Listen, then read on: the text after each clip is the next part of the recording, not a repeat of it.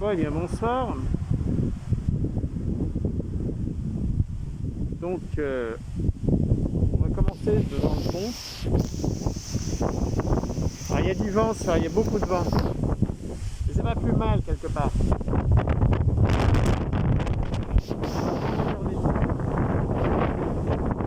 Pas trop éclairé. Voilà. Et on va allonger les remparts. La première chose dont je vais vous parler, c'est de la pierre. La pierre des remparts, là voilà. On voit qu'elle est creusée. Alors elle est creusée par deux choses. C'est la même pierre qui est au Palais des Papes et au pont. C'est une pierre qui vient d'en face. C'est une pierre qui est facile à extraire mais qui est très friable. Comme on peut le voir là. Et donc elle est creusée d'abord par le vent. Et ensuite elle est creusée par les pigeons. Qui vont nidifier à l'intérieur parce qu'ils trouvent ça cool. Ils sont à l'abri. Et on a déjà à cette heure-ci quelqu'un qui fait du jogging. Ils sont devenus fada avec leur jogging. Ne me réveillez pas, mais c'est pareil, je déteste le sport. Sauf la sieste. Et alors courir pour cracher les poumons, ça c'est sans moi. Comme disait Churchill, no sport. Bien, voilà, on a pris un peu de distance avec le monsieur. Donc on va continuer. Alors comme j'avais filmé précédemment, que j'ai effacé l'autre jour.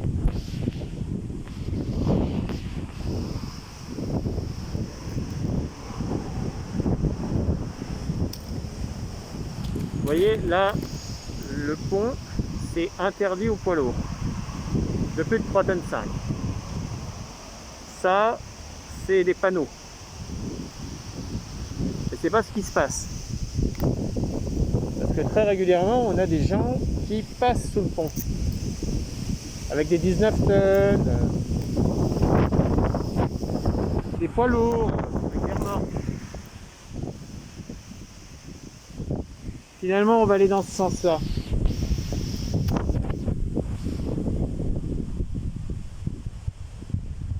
Alors,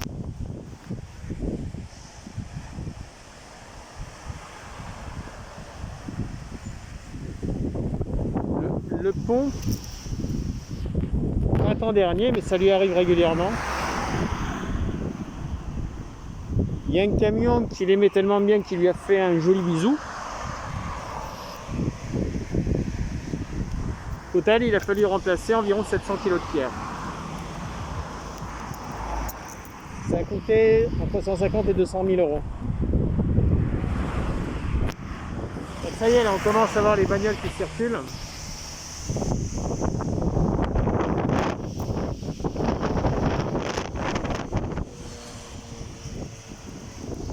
Voilà, donc là vous voyez en face, là, on voit que c'est il y a les traces. Et là où c'est plus blanc, c'est là où ils ont remplacé. On va peut-être faire à l'envers. Ouais, on va faire à l'envers. Allez, c'est parti.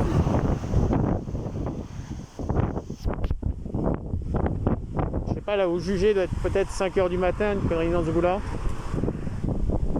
Et on a déjà les voitures qui commencent à apparaître. Parce que ici, aux heures de bureau, c'est une autoroute. Donc là, pendant le confinement, il y avait un silence. C'était pas mal. Et le confinement, c'est exceptionnel.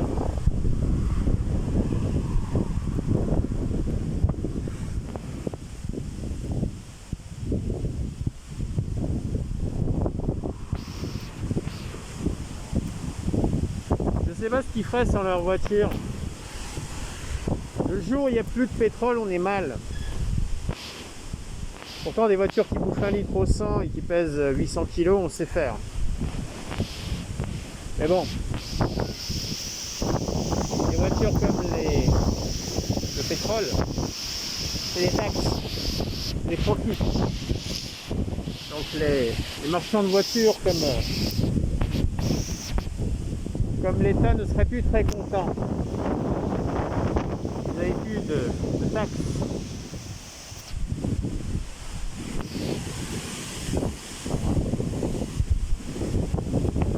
Alors les remparts qu'on voit là, il faut se dire qu'à la hauteur où on est environ 6 mètres au-dessus minimum des fondations, parce que là où on marche, il y avait des douves. On est environ 6 mètres au-dessus de la hauteur réelle des remparts. Alors, les remparts, il y en a 4,7 km. Alors là, je vais vous montrer un truc. Voilà. Il y a des espèces de trous là, on dirait qu'il y a un pivert qui est venu. Alors c'est pas du tout des pivers, c'est des échanges de balles qu'il y a eu pendant la Deuxième Guerre mondiale, à la Libération, où il y a eu des échanges sympathiques de tirs. Il y en a eu aussi sur le pont. Hein. La chapelle du pont a quelques traces de balles aussi. Et donc on a des traces dans certains lieux d'Avignon, à côté de Joseph Vernet, là où il y a la chambre des métiers de l'artisanat. Avant c'était la fac de droit, et encore avant c'était dans la cour il y avait un blocos, c'était la commandature. Donc on a des traces de balles dans les murs, sur les murs des grilles de la chambre des métiers de l'artisanat, et de l'autre côté sur la façade de ce qui était à l'époque un collège de jeunes filles, mais qui est devenu après un collège, qui est le collège Vernet. Donc là on a le pont avec le... Alors c'était là où s'arrêtait avant ce qui était 8 bus et compagnie. Maintenant il faut aller les chercher à 6 km de là où ponter. Alors si on a de la chance, on peut en centre-ville, sinon c'est sur le parking d'Ikea, à 11 km d'ici, à côté de l'échangeur autoroute nord. Il n'y a pas de faux profit. Alors qu'avant il suffisait de venir là. Ça c'est terminé. Alors, tout à l'heure on parlait de Georges Pompidou, ça tombe bien. Il se trouve qu'il y a une poterne qui porte son nom. Alors une poterne c'est quoi? Une poterne c'est une percée dans le mur d'enceinte des remparts pour permettre le passage des piétons. Et on voit qu'il y a les crénelures. Voilà. Là on les voit un peu mieux. Et ma main. Voilà. Et voilà les crénelures. Ça bouffe de l'énergie. Donc, quand en 2003 il y a eu les inondations, c'était monté jusque là-haut. Et il y avait l'eau qui dégueulait au-dessus. Donc ils ont mis à la fin des sacs de sable pour éviter que l'eau rentre en centre-ville. Pour donner une idée de jusqu'où ça peut monter. Ça peut même monter plus haut. Parce que si la Durance, avant la Durance, ça s'appelait le fléau de Provence. Après, elle a été aménagée comme le Rhône, ça date des années 50-60, tout ça. Alors, ça peut paraître vieux, mais c'est pas si vieux que ça. C'est il y a 50 ans, 60 ans. Et avant, la différence par rapport aux années récentes, c'est qu'avant le Rhône, il montait tranquillement. Maintenant, il monte d'un coup. Avant, on avait des marques à fond plat pour ravitailler les gens. Les gens foutaient leur déjection par-dessus la fenêtre. Voilà, basta. Il y a des photos à Saint-Ruf avec les marques à fond plat des années 50, 60. Voilà, les gens étaient au premier étage et ils vivaient. Là, maintenant, c'est plus la même histoire. Alors, il y en a un truc là-bas.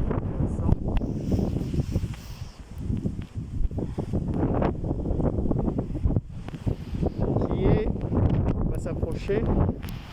On va voir s'il n'y a pas de crotte de chien. Voilà. C'est bon, c'est marqué pont et chaussée, le Rhône. Voilà. Vous avez des marques comme ça.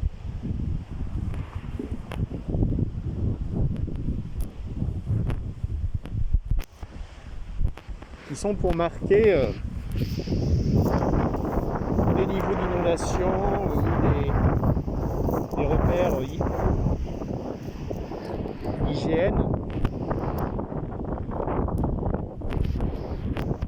Alors là, on va vers le pont d'Aladier. En fait, aujourd'hui, on fait le tour des remparts, mais dans le sens inverse. Il n'y a pas de sens, mais bon, cette fois-ci, on le fait dans ce sens-là. Alors, on a toujours les louches qui conduisent à vitesse réduite. Et nous, donc, on va aller vers la porte de Loul. Alors là, il y a le pont d'Aladier. Pont d'Aladier qui est un pont qui date des années 60. Avant, il y avait un pont de Vie à Avignon, enfin un pont à Auban qui a été bombardé. C'est un pont qui est interdit aux poids lourds, aux camping-cars l'hiver. Et sur lequel il veut faire passer le tram. Déjà la porte, côté vert. Ça, c'est la Via-Rona. Donc on restreint les voies de circulation à une voie dans chaque sens, plus la voie pour le Via-Rona.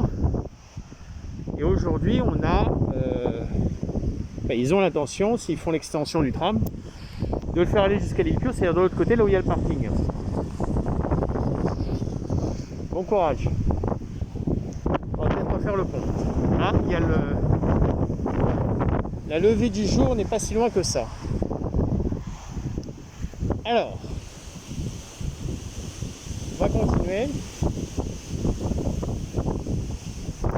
Voilà là où devrait passer normalement le tram.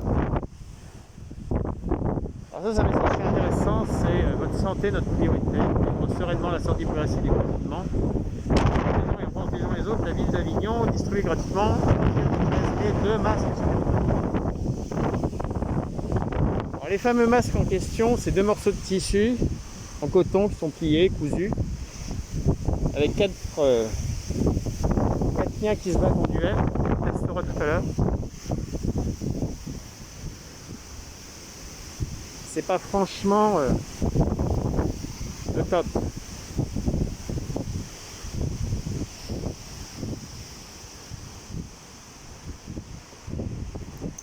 Mais c'est mieux que zéro. Ça a coûté 1 million d'euros les 200 000 masques. Ah, ils ont fauché l'herbe. Alors, il y avait des fleurs. Donc voilà ce que ça donne quand ils fauchent tout. Il n'y a plus rien. La dernière fois que je suis passé dans le coin, il y avait des herbes, mais il y avait aussi des fleurs. Terminé.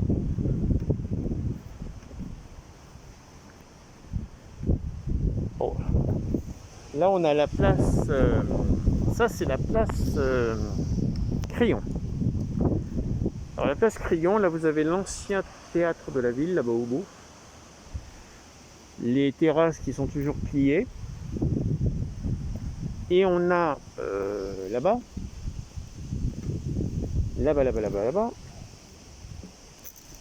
on a le... Pourquoi je vous dis là-bas? Non, ici. On a un marchand de cuisine de luxe.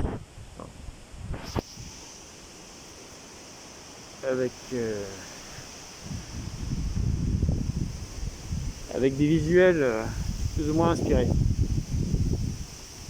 Cette place avant dessus, il y avait le Crédit du Nord, maintenant il n'y a plus rien. Et cette place avant dessus, il y avait un marché le vendredi. À la fin, il n'y avait pas grand chose. Il y avait un poissonnier, un marchand de fruits et légumes, un marchand de viande. Et bien les restaurateurs ont eu sa peau. Total, plus de marché. C'est vrai qu'à Avignon, on a des places, mais on a des places à touristes. Pas des places où vous venez avec les gamins, jouer, vous asseoir, profiter, parce que sinon vous êtes obligé d'aller en terrasse. C'est pas des places, c'est des terrasses. Place de l'Horloge, place Crayon, place des Carmes, place des Corsins, place Pie, c'est pareil. Sauf une partie de la place Pie qui reste dévolue pour la brocante au mois de... Enfin, les mardis et mercredis. Alors là,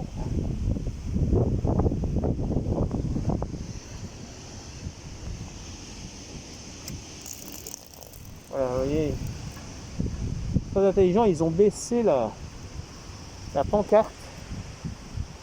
Faut le faire quand même. Vous voyez où il est le robinet? Ça, c'est l'un des deux seuls robinets d'eau le long des remparts. Il n'y en a que deux. Alors là, l'été, vous avez la navette là, qui s'arrête là, qui est la navette de l'île Pio, qui est gratuite. Et donc là, on a les allées d'Oul, on est du Rhône. Là. C'est là où s'arrêtent les bateaux. Là, il y a les vélopapes. Les vélopapes, c'est des vélos comme les Vélib à Paris. Donc ça s'étend un peu partout. Ça pèse un char d'assaut. Ça pèse environ 20-25 kg.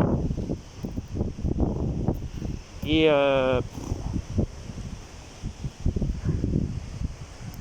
il y en a qui s'en servent. Donc là-bas, on a là où s'arrêtent les bateaux et le Mireio. Alors le Mireio, c'est un bateau-restaurant qui a été inauguré par Mireille d'Arc qui fait la liaison entre Avignon et Arles.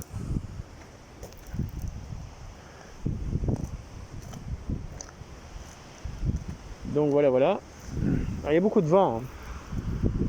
Mais bon, c'est pas grave. L'important, c'est de visiter. Alors, les remparts d'Avignon, avant, il y avait tout un tas de parkings autour. Il y avait des voitures. Alors c'était rigolo parce qu'il y avait des gens qui, parfois, venaient chercher leur voiture le soir, qui retrouvaient une Smart. Enfin, une compression, parce qu'il y avait des pierres qui étaient tombées. On a au printemps et à l'automne ce qu'on appelle les Cévenols. C'est pas exactement les Cévenols. En fait, on est en frontière de deux phénomènes. Parce qu'on a le Mistral, mais on a aussi un vent dominant puissant, la Tramontagne. Bon. Les Cévenols, effectivement, c'est dans les Cévennes, d'où vient leur nom. Alors là, vous avez une autre poterne, c'est la poterne de l'Oratoire. Là, c'est le passage souterrain pour aller avec le monsieur en train de faire dodo.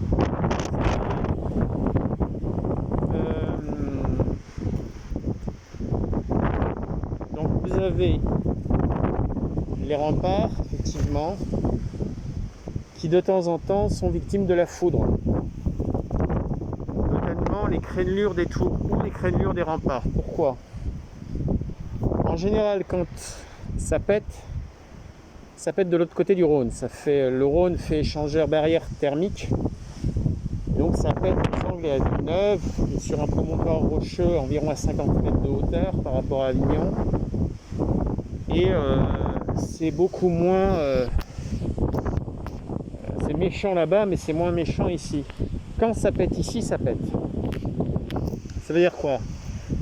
Ça veut dire qu'on a dans les crénelures des tours du métal qui tient les pierres et que quand la foudre tombe là-dessus, ça peut vous dégommer toute la crénelure d'une tour. C'est arrivé il y a 2 ans sur une tour à côté de l'université où on sera tout à l'heure. Et c'est vrai que là on a le soleil qui se lève. C'est vrai que quand ça arrive, il faut changer les pierres, il n'y a pas le choix.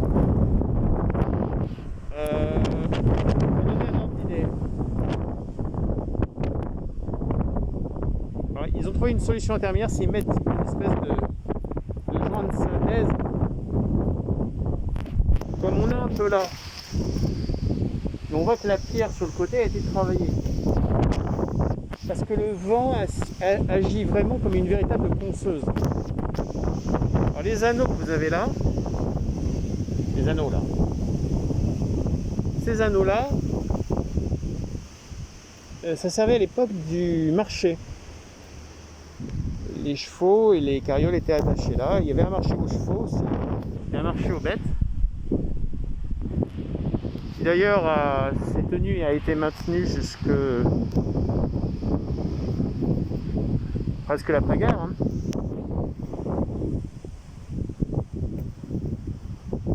On voit que la pierre est travaillée là.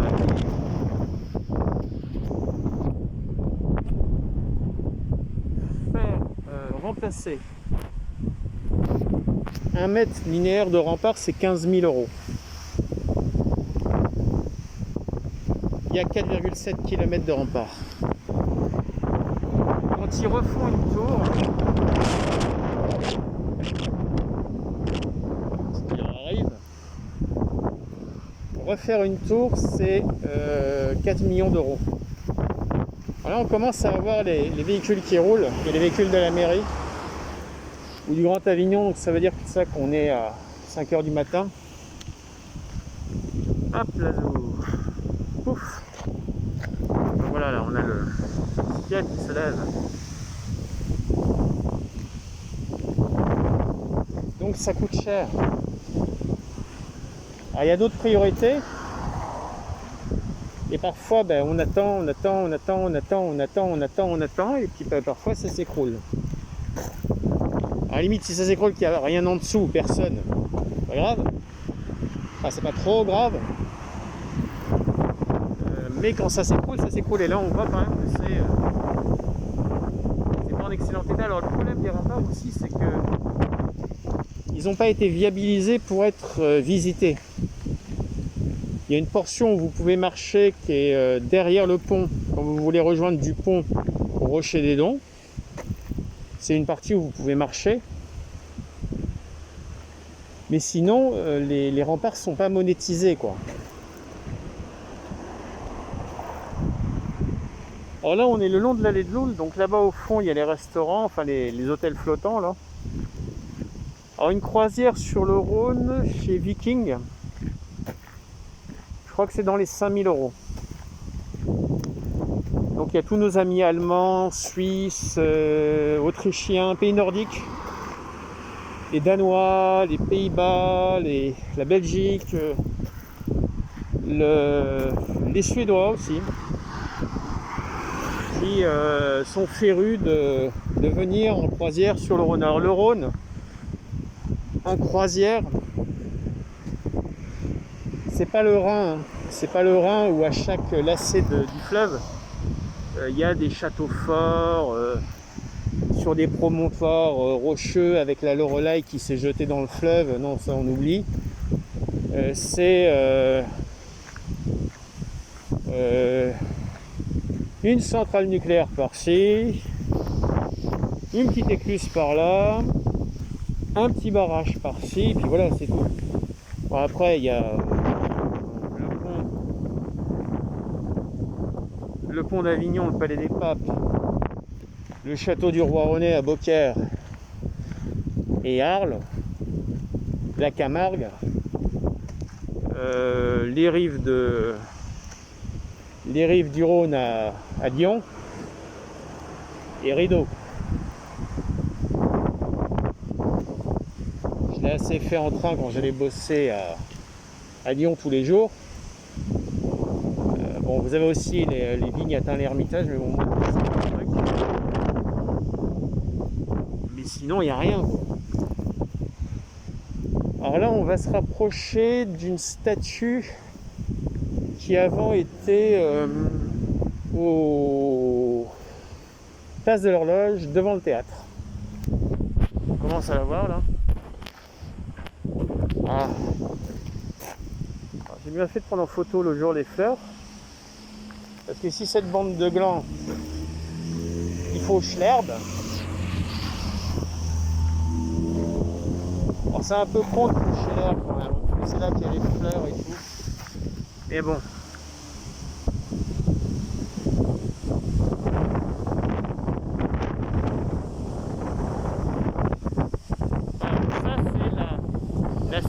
centenaire de l'unification d'Avignon et du comte Venessin au royaume, enfin à la République française. Oui, parce que Avignon est le territoire du Vaucluse, de ce qui est actuellement le Vaucluse. C'est le seul territoire français qui a décidé de voter sa réunion avec... alors ça, c'est les camions qui prennent les bennes qu'on a d'enfouis maintenant. C'est le seul territoire qui a voté son rattachement à la République française. D'ailleurs, gros camion, c'est Veolia qui fait ça. Et c'est le seul territoire qui a décidé de son rattachement à la République française. C'est le seul département en métropole qui a une enclave dans un autre département, puisque l'enclave des Papes a été conservée géographiquement. Elle est dans le département de la Drôme, mais elle est rattachée au Vaucluse. Alors donc cette statue avant était devant le théâtre. D'ailleurs il y a des photos en 68, quand il y avait les mouvements hippies, il y avait, enfin dans les années 70, il y avait des femmes et des hommes qui étaient dans leur plus simple appareil sur les grilles, devant les grilles de la statue. C'est une statue qui a donc été déménagée ici, qui a été restaurée. L'esplanade devant a été baptisée Jean Garcin. Alors Jean Garcin, c'est qui? C'est un ancien président du Conseil général de Vaucluse et accessoirement un ancien résistant. Bon, là on est sur la partie du tour de rempart qui date des années 70-80. Bon, là on commence à voir les bagnoles qui commencent à arriver. Alors là où passent les voitures, si jamais l'extension, la ligne 2 du tram, c'est-à-dire la ligne qui va de l'île Piau, qui fait le tour des remparts par là où on est actuellement, et qui rejoint ensuite l'université qui est de l'autre côté, est faite, le tram passe par là. C'est pas qu'ils ne le feront pas passer, mais c'est qu'en même temps ici, c'est là où passent toutes les voitures qui viennent du Gard et du Nord Bouches-du-Rhône. Et ça circule. Ça circule.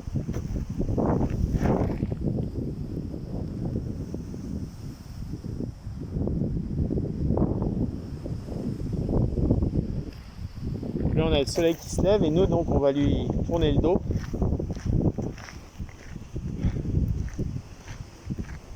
Alors ici il y a des joggers qui viennent et tout. Et donc les voitures, là il n'y a pas beaucoup de circulation pour l'instant, mais quand ça circule, ça circule.